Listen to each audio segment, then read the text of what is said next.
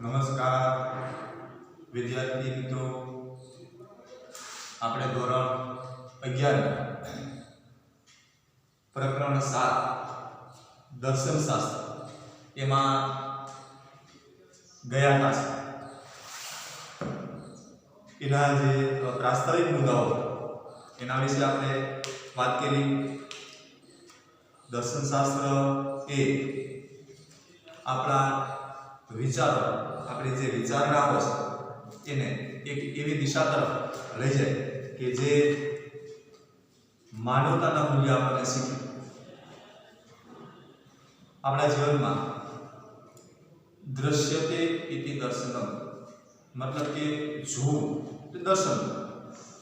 દર્શન ઉપરથી દ્રશ્ય, દ્રશ્ય એટલે કે જો આપણે જે નિહાળીએ છીએ તે, એના આધારે જોઈએ છીએ એ જ સત્ય, અથવા સત્ય શું ત્યાં સુધી પહોંચવા માટે આપણા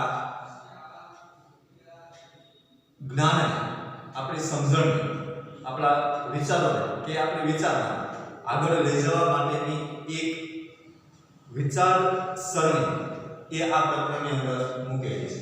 અને એટલા માટે એને દર્શન શાસ્ત્ર એવું લખ્યું છે. જે વિચારણાનું દર્શન છે, અંતઃચક્ષુ જેને આપણે કહીએ, આંતરિક રીતે આપણે જે વિચારીએ અને આંતરિક રીતે વિચારી અને અંતઃચક્ષુ દ્વારા વિચારોની સ્ફુરણા દ્વારા સત્ય જ્ઞાનની પ્રાપ્તિ કરી શકીએ. સાચું શું છે એ જાણી શકીએ. એ તરફ આપણને આ પાઠ લઈ જાય છે. જો ભારતીય દ્રષ્ટિએ તત્વજ્ઞાન ના સોપાન.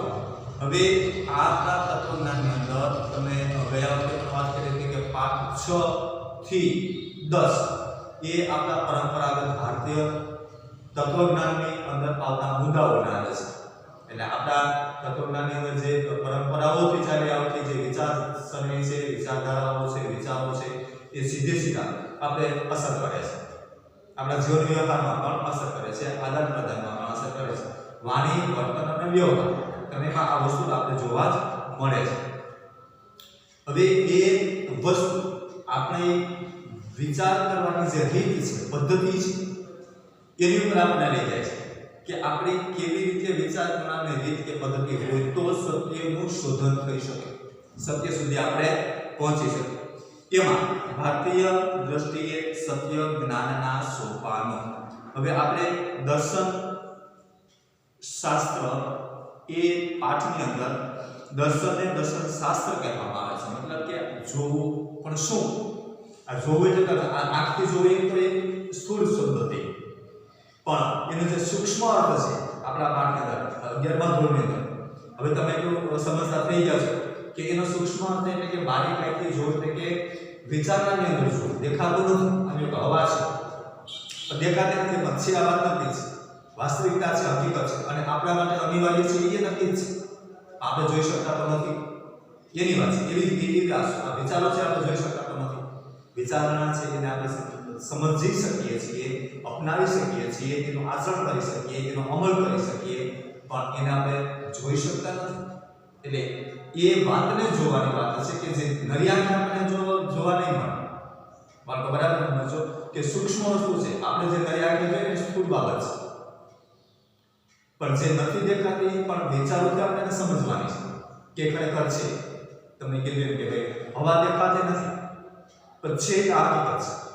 એવી રીતે કેટલીક બાબતો આ જગતની અંદર એવી છે કે જે આપણે જોઈ શકતા, માની લો કે આપણે આત્મા છે, સમજો કે આત્મા છે વાત નક્કી છે તો આપણે જીવી શકીએ, નહીં જીવી શકીએ. આપણે જીવ કહીએ કે જીવાત્મા કહીએ કે ખાલી આત્મા કહીએ, એ એના પર એ વાત શબ્દ છે, પણ એ આપણે જોઈ શકતા નથી કે ભાઈ આત્મા કેવી હોય છે, કેવું હોય છે, ક્યાં જાય છે, ક્યારે આવે છે, એનો આકાર કેવો હોય છે, એનું કોઈ જ દ્રશ્ય નથી, એનું કોઈ ચિત્ર નથી, પણ છે આ વાસ્તવિકતા છે, હકીકત જ છે, હવાની છે. એ દિશા તરફ આપણને જો દર્શન શાસ્ત્ર લીધા તો દર્શનને એ વાત સમજવાની છે, વિચારણાની અંદર ઉતરી અને એ સમજવાનું છે કે કેટલીક બાબતો આ સત્ય જ્ઞાન સુધી આપણને પહોંચાડે છે. એટલા માટે એને દર્શક એવો શબ્દ મૂક્યો છે. શાસ્ત્ર શબ્દ શાસ્ત્ર અને સત્સંસ એ બે ધાતુઓથી નિષ્પન્ન થયેલો છે, જેનો ક્રમશઃ અર્થ શાસન અને સશક થાય છે. શાસનમાં શું કરવા યોગ્ય છે અને શું કરવા યોગ્ય નથી એવા કાર્યને લગતા અધિનિયમોનું વર્ણન કરવામાં આવે છે. સંસદના સંદર્ભમાં શાસનનો અર્થ વસ્તુના સાચા સ્વરૂપનું વર્ણન એવો થાય. સંસદનો આ અર્થ જ્ઞાનલક્ષી છે. આ અર્થમાં જ દર્શનને શાસ્ત્ર તરીકે ઓળખવામાં આવે છે. દર્શન શાસ્ત્રમાં વસ્તુના સત્ય સ્વરૂપનું પ્રતિપાદન કરવામાં આવે છે. વસ્તુનું સત્ય સ્વરૂપ સ્થૂળ પણ હોય અને સૂક્ષ્મ પણ હોય. ભારતીય ચિંતનમાં સૂક્ષ્મ તત્વનું પણ સત્ય જ્ઞાન થઈ શકે છે. આ સંદર્ભમાં દર્શન શબ્દનો ફલિતાર્થ એ છે કે આત્મા, પરમાત્મા વગેરે સૂક્ષ્મ તત્વોનું પણ સત્ય જ્ઞાન નિઃશંકપણે પ્રાપ્ત થઈ શકે છે. આમ દર્શન એ જ્ઞાન શુદ્ધિનો પરિપાક છે. દર્શન એ સત્ય જ્ઞાનની પરાકાષ્ઠા છે. એટલે આપણો મૂળ શબ્દ એ દર્શન અને શાસ્ત્ર, આ બે શબ્દો પરથી દર્શન શાસ્ત્ર શબ્દ બન્યો છે. દર્શન અને શાસ્ત્ર.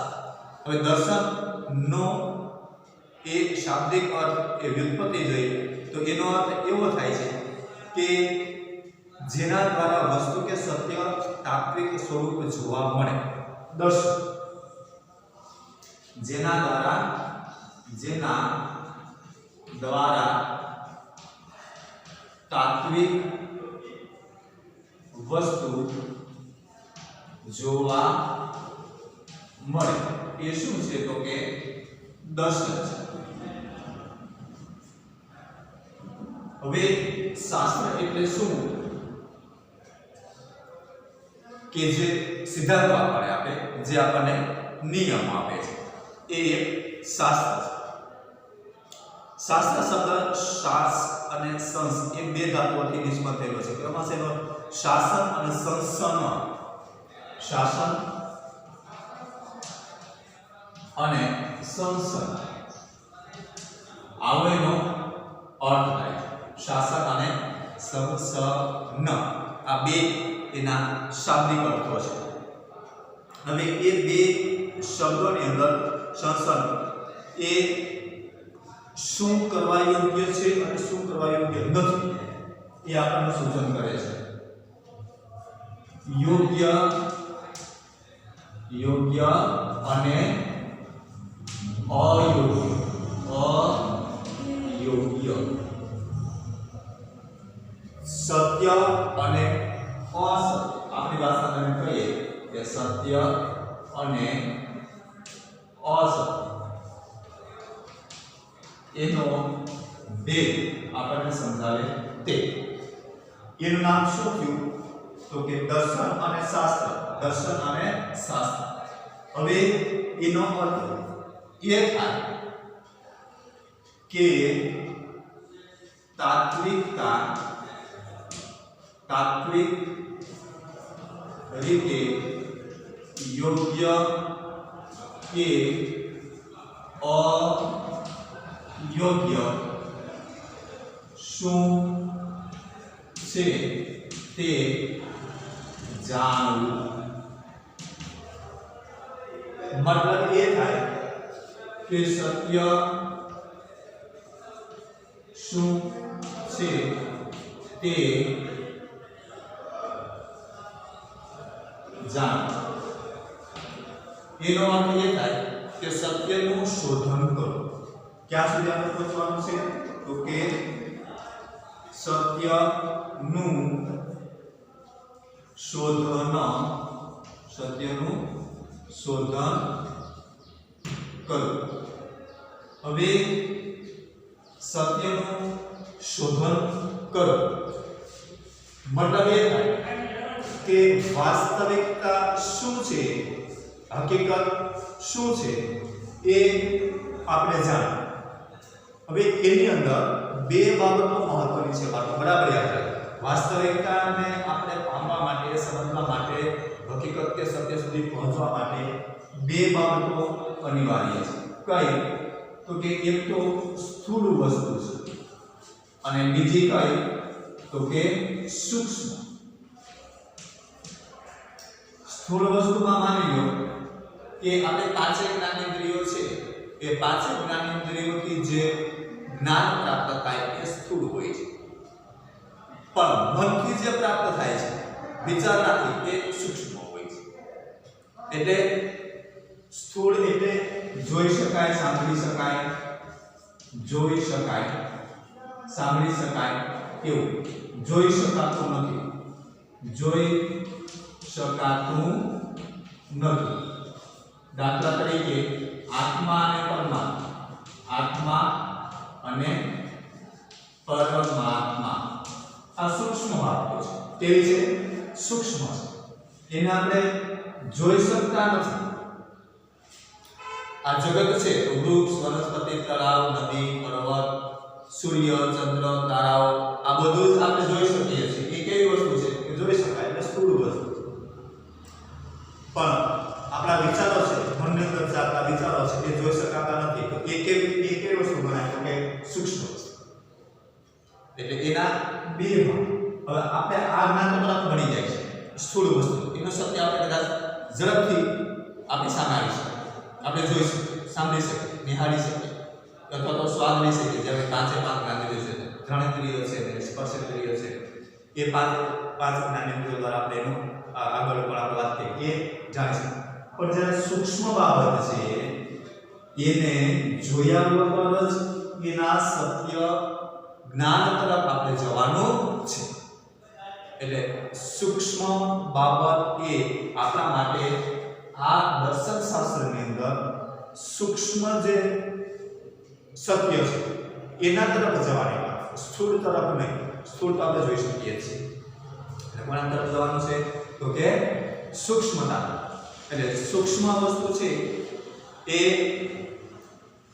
કઈ રીતે સાચી કે ખોટી, એ શું છે, વાસ્તવિકતા શું છે કે નહીં, એનું જ્ઞાન આપણને આપે છે. અને એટલા માટે આ પાઠનું નામ એ દર્શન શાસ્ત્ર છે. માનો કે આત્મા વિશે આપણે વાત કરતા હોય તો આપણે આત્મા છે.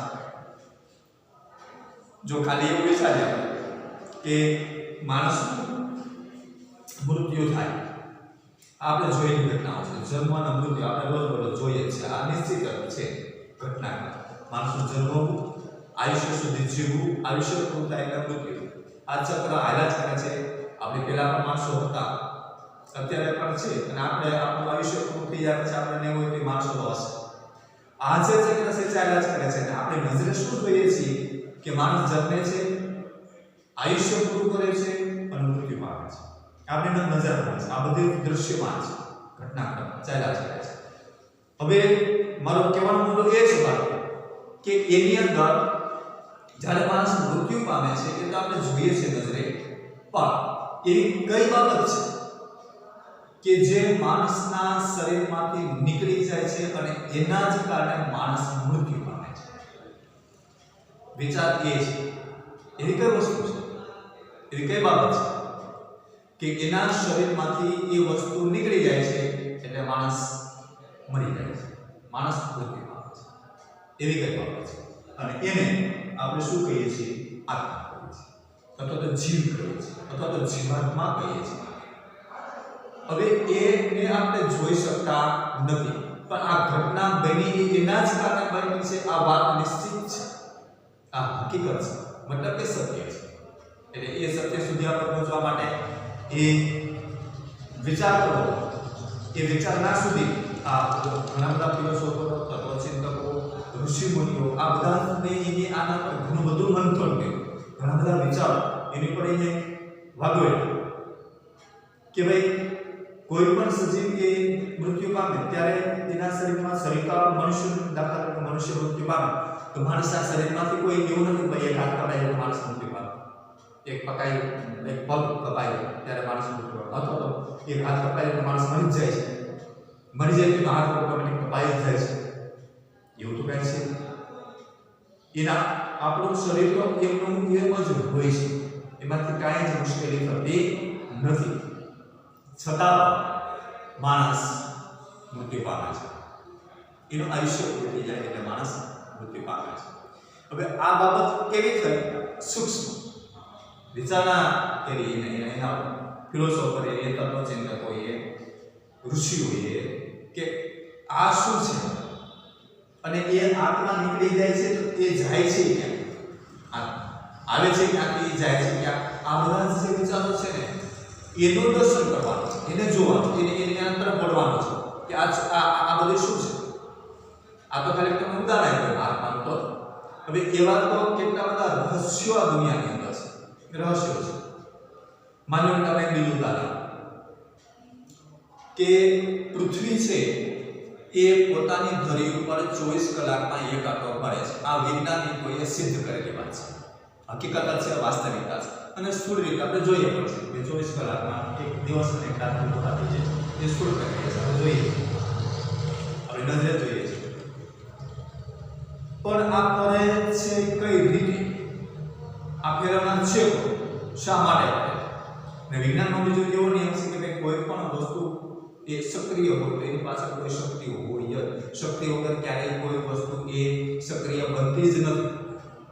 આગળના પાઠમાં આપણે જોઈએ કારણ, કોઈ પણ ક્રિયાની પાછળ કોઈ કારણ તો હોય જ. કારણ વગર ક્યારેય કોઈ પણ ક્રિયા થતી જ નથી. માની કે આપણે પંખો હકાવવો હોય તો પંખો ત્યારે ચાલે કે જ્યારે એમાં ઉર્જા મળે, તો લાઇટ આવે, નહીં તો નહીં ચાલે. એનો પાવર છે, આપણે પાવર કે લાઇટ એ સબસ્ટેશનમાંથી એના ફીડરમાંથી એ પાવર આવે તો જ એ હાલે, નહીં તો ના આવે. એટલે એને ફેરવનાર કોઈ શક્તિ તો છે, પાવર તો છે, તો જ એ ફરે, નહીં તો નહીં ફરે. કોઈ પણ વસ્તુ, માને મોબાઈલ છે આપણી પાસે, મોબાઈલની અંદર એના યંત્રો તો છે, બેટરી તો છે, એને ચાર્જ કરવી પડે, પાવર તો છે, તો જ હાલે, નહીં તો નહીં હાલે. પછી કે જે નેટ આપણે વાપરીએ છીએ, નેટ એ આકાશની અંદર વૈજ્ઞાનિકો ઉપગ્રહ મૂક્યા, એના આધારે આખું વર્લ્ડની અંદર આ કનેક્ટિવિટી ચાલુ થઈ. નેટ એટલે મૂળ શક્તિ ક્યાંથી મળે છે? છોડેલા ઉપગ્રહ છે એમાં એવા યંત્રો છે, પણ એના કારણે આપણે નેટવર્ક એ ચાલે છે. એટલે એની પાસે શક્તિ તો છે, શક્તિ વગર ના આવે, નહીં તો નેટ એ ના આવે, એટલે નિર્જીવ છે તો ના આવે. એટલે આ બધી વસ્તુઓ એ જોઈ શકાતી નથી. માની કે આ પૃથ્વી ફરે છે, એ સ્થૂળ રીતે જોઈએ તો એની પાસે કઈ શક્તિ કામ કરે છે, કોણ એને ફેરવે છે, કઈ રીતે ફરે છે, શા માટે ફરે છે, એનું કારણ તો છે, ફેરવનાર કોઈ છે. એ બધી આ બધા રહસ્યો છે ને એ કેવા છે? સૂક્ષ્મ છે. જો એ વિચારનારા બાબત છે. એટલે એવા વિચારોનું દર્શન કરવું એનું શાસ્ત્ર એટલે દર્શન શાસ્ત્ર. બરાબર બાળકો યાદ રાખજો.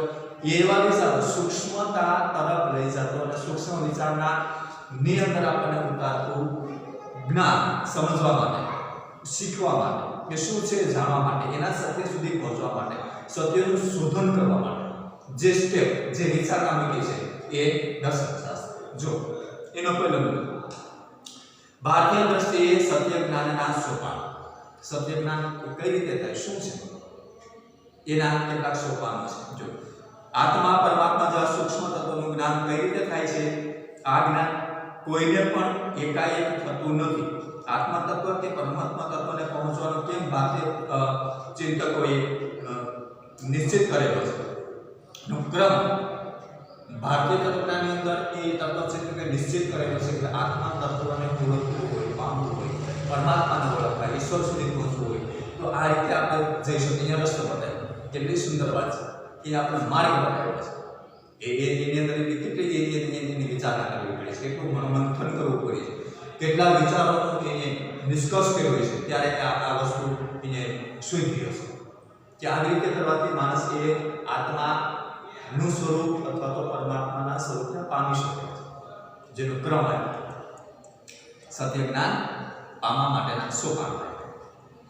એનો ક્રમ ભારતીય તત્વચિંતકે નિશ્ચિત કરેલો છે. આ ક્રમના મુખ્ય 3 સોપાનો છે: શ્રવણ, મનન અને નિધિધ્યાસ. જો હવે ઘણી વખત તમે થોડા સત્સંગમાં ગયા હોય અથવા તો ઈશ્વરીય ભક્તિ તરફ વળ્યા હોય અથવા તો ક્યાંય જ્ઞાન ગોષ્ઠીની અંદર જોડાના હોય, કેવા પુસ્તકો વાંચ્યા હોય અથવા તો ક્યાંય જોયું તો એની અંદર આ બધી જ વાતો એ આવે છે કે ઈશ્વર સુધી પહોંચવું હોય તો કઈ રીતે પહોંચવું. ઘણા બધા ભક્તોએ એ નવધા ભક્તિનો પણ ઉલ્લેખ કર્યો કે 9 રીતે ઈશ્વરની ભક્તિ થઈ શકે. ઈશ્વરને પામવા માટે, ઈશ્વરના સ્વરૂપને સમજવા માટે, ઈશ્વર કોણ છે ત્યાં સુધી પહોંચવું તો માણસ પહોંચી શકે છે. તો એના નવધા ભક્તિ, શ્રવણને, કીર્તનને, મનનને, નિધિધ્યાસનને, સખ્ય એટલે કે સખા બનીને, દાસ એટલે કે ભગવાનના દાસ બનીને એવા એને 9 પ્રકાર આપ્યા કે 9 માંથી કોઈ પણ આપણે એક જ પસંદ કરવાનો એ રસ્તે જવાનું એટલે એ માર્ગ ઉપર ધીમે ધીમે આપણે ભક્તિ આગળ જાય અને એમાં ઈશ્વરનો માણસ લીન થાય અને ત્યાં સુધી માણસ પહોંચી શકે એનો સરળ રસ્તો એ આ સોપાનો માની આપ્યો છે જો ભારતીય દ્રષ્ટિએ સત્ય જ્ઞાનના સોપાન એટલી સુંદર વાત છે કે આપણે આ સત્ય જ્ઞાનના સોપાનોને જીવનમાં પણ ઉતારી શકીએ ખાલી પાઠમાં લખીને કે લેસન લખીને કે આપણું હોમવર્ક પૂરું કરીને અથવા ટેસ્ટ કે પરીક્ષાઓ ભરીને આ વિચારો પૂર્ણ કરી દઈએ એવું નથી લાઈફ કાયમી માટે આ ઉપયોગી થાય એવી વસ્તુ છે આપણે આ જીવનમાં બહુ સુંદર રીતે આપણા જીવનને બદલી શકે એવા વિચારો આ ભારતીય તત્વજ્ઞાનને કરીને મૂકેલા છે એટલે ભારતીય દ્રષ્ટિએ સત્ય જ્ઞાનના સોપાન જો ભારતીય તત્વજ્ઞાનની દ્રષ્ટિએ તત્વજ્ઞાનની દ્રષ્ટિએ સત્ય જ્ઞાનના સોપાન સત્ય જ્ઞાનના સોપાન એની અંદર ત્રણ બાબતો આપેલી છે કે ભાઈ સત્ય આપણે વસ્તુ સ્થૂળ વસ્તુ યાદ રાખવાની કઈ યાદ રાખવાની છે સૂક્ષ્મ જે નથી દેખાતું એ જોવાનું છે એ તરફ આપણે લઈ જાય જે સ્થૂળ છે તો જોઈએ છીએ તો હર કોઈ વ્યક્તિ જોઈ શકે છે પણ જે નથી દેખાતી વસ્તુ એ કઈ રીતે જોઈ શકે નથી છતાં આપણે જોઈ શકીએ છીએ પણ એની રીત એના જે સોપાનો છે ક્રમ છે એને બતાવે એમાં શ્રવણ મનન અને નિધિધ્યાસન એને ત્રણ સોપાનો આપ્યા શ્રવણ બીજું મનન અને ત્રીજું નિધિધ્યાસન જો આની આપણે ક્રમવાર ચર્ચા કરીએ કે શ્રવણ એટલે શું મનન એટલે શું અને નિધિધ્યાસન એટલે શું જો એમાં પેલું છે શ્રવણ શેનું સોપાન છે તો કે સત્ય જ્ઞાન પામવા માટેના સ્ટેપ સત્ય જાણવા માટે સત્ય સુધી પહોંચવા માટેના આ પગથિયા આપણી ભાષામાં કહીએ એના સ્ટેપ એના સોપાનો છે સત્ય કઈ વસ્તુ જાણો છે સૂક્ષ્મ નથી દેખાતું એ આપણે જોવું છે ઈશ્વર છે પણ આપણે આપણી પ્રત્યે દરેક વ્યક્તિને કેટલા ઈશ્વર શું આપણે જોઈ શકવાના છે ભગવાન આપણે જોઈ શકતા તો છે નહીં પણ છતાં જે આ વાત નથી હકીકત છે આત્મા આપણો જીવ છે વાત નથી પણ આપણે જીવે નહીં જઈ શકતા આપણે તો માને ઊંઘમાં હોતા હોય આપણું હૃદય ધબકારા ચાલુ એ ક્યાં બંધ થઈ જાય છે નિંદ્રમાં તો ઊંઘમાં આપણે ખબર જ હોતી નથી કે આપણે કોણ છીએ ક્યાં છીએ શું છે આ જગત કાંઈ જ ખબર હોતી નથી જેવા ઉઠીએ એટલે આપણા વિચારો તરત ચાલુ થઈ જાય છે આપણું કેવી રીતે ચાલે છે વિચારો પાછા કેમ સક્રિય થઈ જાય છે હૃદય આખા 24 કલાક કેમ ધબકે છે આપણું જે બ્લડનું સર્ક્યુલેશન છે એ અવિરત 24 કલાક ચાલે છે એ આખા પગથી લઈ અને માથા સુધીમાં આપણું બ્લડનું જે સર્ક્યુલેશન છે એ પણ 24 કલાક અવિરત ચાલુ છે ક્યારેય બંધ નથી થતું આ કઈ રીતે શક્ય બને છે આપણે ઊંઘતા હોઈએ તો એ કામ તો ચાલુ જ હોય છે આપણું હૃદયનું ધબકવાનું કામ તો ચાલુ જ હોય છે આપણા શ્વાસોશ્વાસની જે ક્રિયા છે આપણે ઊંઘમાં હોઈએ આપણે સૂતા હોઈએ તો પણ આ શ્વાસોશ્વાસની ક્રિયા તો ચાલુ જ હોય છે આ બધું કોણ કરે છે કઈ રીતે થાય છે કઈ રીતે શક્ય બને એટલે એવા જે સૂક્ષ્મ વિચારો છે સૂક્ષ્મ વાતો છે આપણો જે આત્મા છે જીવ છે એ જોઈ શકાતો નથી પણ છે આ હકીકત છે તો એ શું છે એ આપણે રહસ્યોને પામવા માટે એનું સત્ય જ્ઞાન પામવા માટે આ એના સ્ટેપ છે એના સોપાનો છે જો પેલું છે શ્રવણ અનુભવીઓ પાસેથી કે અનુભવીઓ દ્વારા સંગ્રહિત શાસ્ત્રવાહી દ્વારા આત્મા પરમાત્મા જેવા સૂક્ષ્મ વિષયો અંગે જાણવું એ શ્રવણ છે જે આ રસ્તે માનો કે આપણે કોઈ નરસિંહ મહેતાના કાવ્યો શીખતા હોય સાંભળતા હોય બોલતા હોય વાંચતા હોય મીરાબાઈના કોઈ કાવ્ય હોય તુલસીદાસના કોઈ પદ હોય આપણે સ્ટુડન્ટ છીએ વિદ્યાર્થીઓ માટે આ બધું આપણે નજીક પડે છે પણ એના સિવાય તો ઘણા બધા ભક્તજનો છે ઘણા બધા તત્વચિંતકો છે ઘણા બધા ફિલોસોફરો છે એની આત્મા પરમાત્માઓ છે ઘણું બધું ઉલ્લેખ કરેલો છે ઘણા બધા સાહિત્યો લખેલા છે આનું માર્ગદર્શન આપેલું છે ઘણા બધા ઋષિઓએ આ વિષય ઉપર ઘણું બધું ચિંતન મનન કરેલું છે અને એની આલોચના બતાવેલું છે. તો આ ઉદાહરણ બાળકો તમને એટલા માટે આપું કે આપણા દેશની અંદર આ ઉદાહરણ કર્યું છે. એટલે નરસિંહ મહેતાના ભજન હોય, પ્રભાતિયા હોય, એના કાવ્યો હોય, મીરાબાઈના હોય, તુલસીદાસના હોય, આ બધા જ કબીરના હોય. એ બધા કાવ્યો એ લગભગ બ્રહ્મ વિશે, ઈશ્વર વિશે, ભગવાન વિશે, એની ભક્તિ વિશે લખે છે. હવે એની અંદર જે એ બધા અનુભવ્યો છે એ એવું શા માટે લખે છે? કેમ કે એના અનુભવ થઈ ગયો એમ. એટલે અનુભવ થઈ ગયો એની વર્ણન કર્યું કે આવી રીતે આપણે કરીને ઈશ્વર સુધી પહોંચી શક્યા. અમે આવું કે મને એક કિસ્સો આપણે બધા જાણીએ છીએ કે મીરાબાઈ ને ઝિયારતનો કટકો આપી દેવામાં આવ્યો, ઝિયારત આપવામાં આવ્યું. એના રાજ્ય દરબારમાં એ તો મહારાણી હતા છતાં પણ એને વૈરાગ લાગી ગયો, ઈશ્વરની ભક્તિમાં લાગ્યા, એ વિધવા થઈ ગયા. પછી એ દુઃખ એ સહન કરવું એના માટે રાજ દરબારની અંદર રહી અને અઘરું હતું. અને રાણાજી એટલે કે એના જે દિયર હતા એને એવું કીધું કે મીરાબાઈ કે તમે આવી રીતે ભક્તિ કરો અથવા તો સત્સંગ કરો અથવા તો સાધુઓ સાથે જાઓ કે આપણા ઘરને કે આપણા રાજ્યને કે આપણા પરિવારને શોભતું નથી. એટલે એ ઉગ્ર સંઘર્ષ થયો, ઝઘડો થયો. એટલે છેલ્લે એ વાત આવી મીરાબાઈ કાં તો તમારે ઘર છોડવું પડશે અને કાં તો તમારે કૃષ્ણની ભક્તિ છોડવી પડશે. એટલે મીરાબાઈ ઘર છોડી દે છે, કૃષ્ણની ભક્તિ છોડતા નથી અને ભક્ત બની જાય છે. પણ એને મારી નાખવા માટે ઝેર આપી દેવામાં આવે એના જ લેયર દ્વારા, કે જેથી કરીને એ એવું માને છે કે મારો પરિવારે ભોગવાય નહીં, મારા પરિવારની એક મહિલા આવું આવી રીતે સત્સંગમાં જાય, સાધુઓ સાથે જાય, એ ખરેખર બદનામી થાય પડે.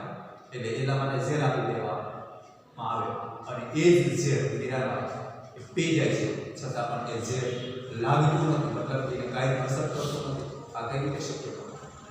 શા માટે આવું બને છે? એનો અનુભવ છે.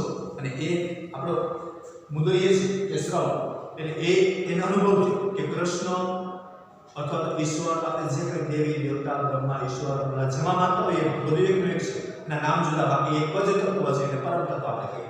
એક જ તત્વ છે.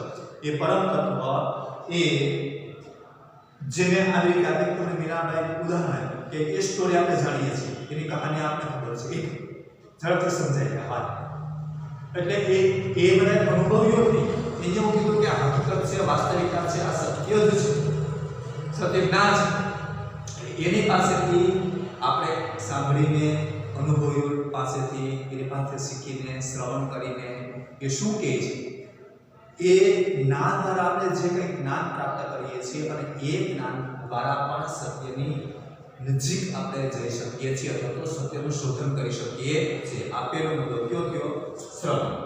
એ છે શ્રવણ. સાંભળી અનુભવી લોકોના વાત સાંભળી, એનું કથન સાંભળી અને આપણે સત્ય જાણી શકીએ છીએ. જેને જેને આવું સત્ય થયું, આપણું ઈશ્વર તમને ખાલી ગણાવ્યું, એવા તો કેટલા બધા સત્ય છે કે અનુભવીઓને ખબર છે, આપણે ખબર હોતી નથી. એટલે એ સત્ય સુધી અનુભવીઓ દ્વારા કહેવામાં આવેલી વાતને સાંભળીને આપણે સત્ય જ્ઞાન સુધી પહોંચી શકાય કે એનો એક સોપાન છે. બીજું સોપાન એ મનન અને નિધિધ્યાસન પણ છે. હવે આવા સોપાનો ત્રણ મુખ્ય: શ્રવણ, મનન અને નિધિધ્યાસન. એના દ્વારા આપણે સત્ય જ્ઞાનની પ્રાપ્તિ કરી શકીએ છીએ. એટલે એ ભારતીય તત્વજ્ઞાનની દ્રષ્ટિએ સત્ય જ્ઞાનની પ્રાપ્તિ એ સત્ય સુધી પહોંચવું એના આ ત્રણ સોપાન છે. એટલે મૂળે તો આપણે શું કહીએ તો કે સત્યનું શોધન, સત્યનું શોધન અર્થાત એ સત્ય જ્ઞાનની પ્રાપ્તિ, સત્ય જ્ઞાનની પ્રાપ્તિ. જ્ઞાન સુધી પહોંચવા માટે આ ત્રણ સોપાન, એમાં શ્રવણ, સાંભળીને અનુભવી પાસેથી આપણે સત્ય જ્ઞાન મેળવી શકીએ છીએ.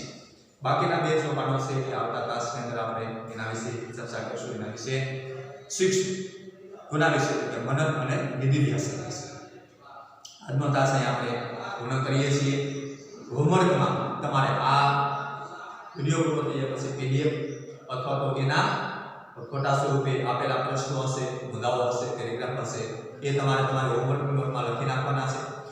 હોમવર્ક લખ્યા પછી એનું અધ્યયન કરવાનું, વાંચવાના, જેથી કરીને આપણે પરીક્ષાલક્ષી પણ તૈયારી કરી શકીએ, જીવન ઉપયોગી પણ છે. જો એકમ કસોટી યોજાય તો એમાં પણ એના પ્રશ્નો આપણે લખી શકીએ અને પરીક્ષા વાર્ષિક સમાસિક જે કાંઈ પરીક્ષા હોય તો એની અંદર આપણે જવાબ લખી શકીએ કે હોમવર્કમાં તમારે લખવાનું અને વાંચવાનું, પાઠ્યપુસ્તકમાંથી પણ વાંચવાનું. આ તમારે હોમવર્ક. આજનો ક્લાસને આપણે પૂર્ણ કરીએ છીએ. બસ.